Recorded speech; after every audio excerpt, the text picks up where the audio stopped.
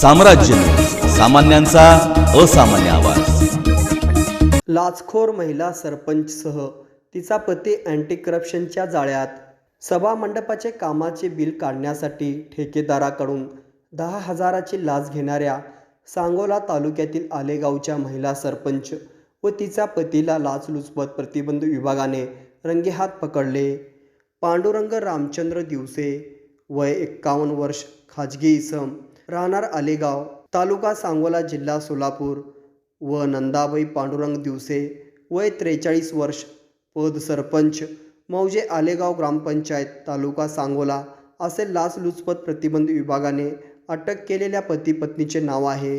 यातील तक्रारदार हे कंत्राटदार असून त्यांना मौजे आलेगावमधील बाबरवाडी हनुमान मंदिरासमोरील सभा मंडपाचे काम मिळाले होते। सदरचे काम तक्रारदार यांनी पूर्ण केल्याने त्या कामाचे बिल मिळण्याबाबत ग्रामपंचायत येथे पाठपुरावा करत असताना मौजे आलेगावचे महिला सरपंच यांचे पती यांनी तक्रारदार यांच्याकडे 8,000 रुपये लाचेची मागणी केली।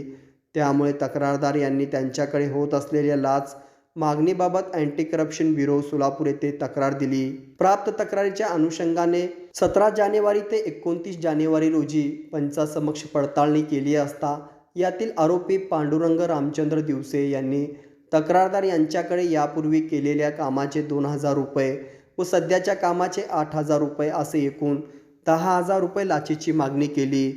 सदर बाबत महिला सरपंच यांच्याकडे पडताळणी केली असता त्यांनी सदरची लाच रक्कम त्यांचे पती पांडुरंग दिवसे यांच्याकडे देण्यास सांगितले।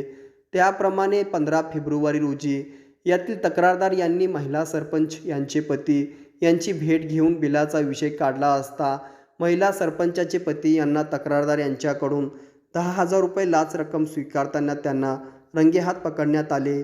यावरून सांगोला पोलीस स्टेशन सोलापूर ग्रामीण येथे गुन्हा दाखल करण्याची प्रक्रिया सुरू आहे।